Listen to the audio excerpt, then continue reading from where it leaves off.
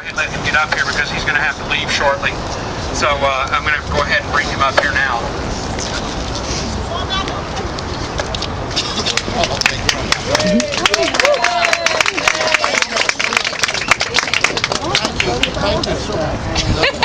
Thank y'all for pressing it. There you go. Thank you so much for coming out. This is really a great turnout for this kind of weather, and God bless you for coming out in this kind of weather. I know you're here today because you are concerned, just like I am, and so many of us are. And I just want you to know that Senator Vitter is opposed to the Obama health care plan.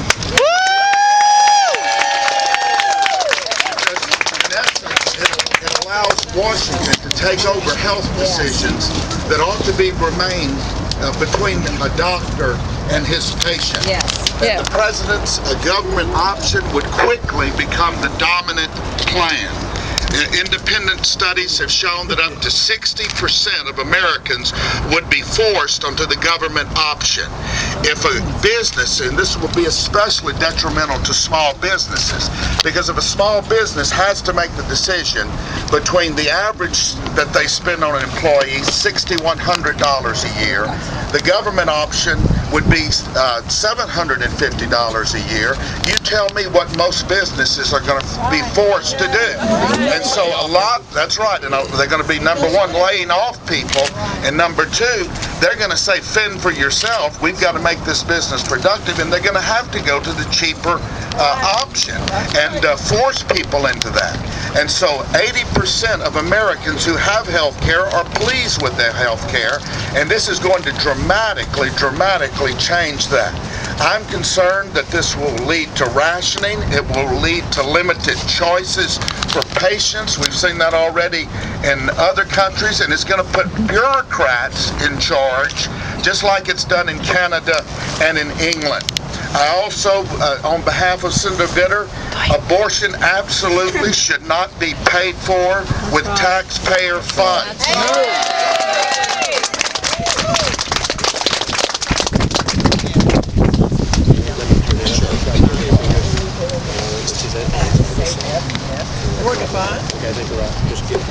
You know, even if you're pro-choice, you ought to respect the rights of those who do not want their money to be spent on abortion.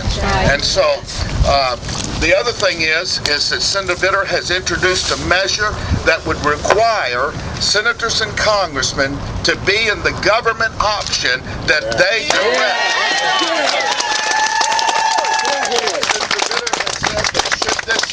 Proceed today, the First Amendment that he offers on the Senate floor will be requiring members of Congress to participate in this same plan that they're forcing on the American people.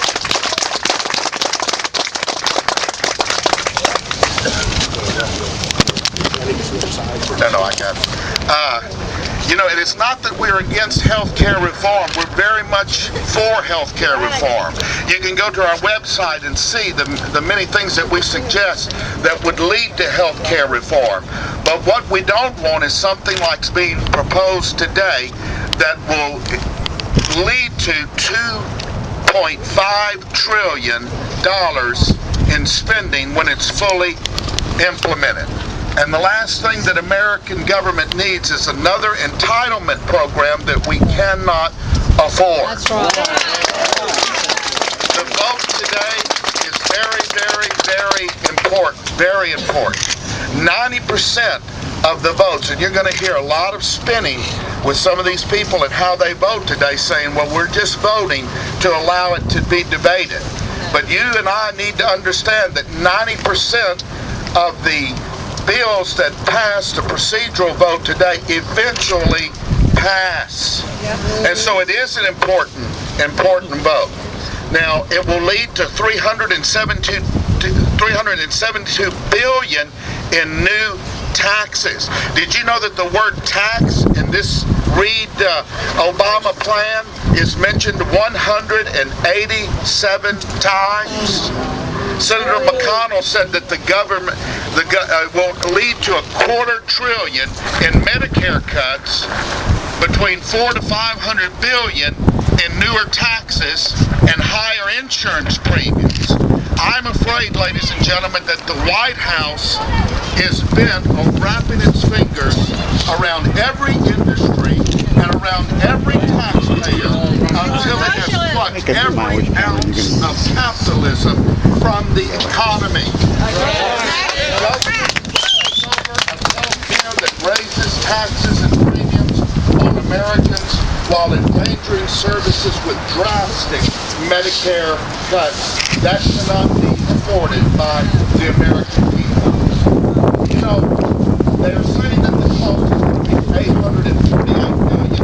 But you know that that's some very scheming math there, because the way they got that, the CEO got this by adding up the taxes is always the taxes are going to start immediately. The expenditures will not start for 4 more years, probably 3 to 4 years. And so when they figure that in, and they tell you it's going to be $848 billion, that's not totally correct. If they want to be honest, figure in 10 years of taxes and 10 years of federal spending, and then what you find is the figure of 2.3 trillion. And what you're going to see is the massive increase in the deficit and a massive increase in government spending. And it's bad news. We need reform, but we do not need a government takeover. And I want to encourage you in what you're doing. David and I were talking a moment ago. Don't let this stop you from fighting. Should it pass today, the procedural vote, do not give up. Do not give up. Because the voice can be heard. And what the politicians are hoping for is that you have a short memory. And I know you don't. And I want to encourage you to get this in your mind, to remember it. And as Senator Vitter has often said, what we're facing right now, I think, is awakened the sleeping giant. And people are beginning to see, as he has often said, elections have consequences. And if you don't vote, you can't criticize. And so I commend you for being so active and involved, and God bless you for that, and God bless America. And we're going to move forward, and we're going to see victory. Thank you for being here today.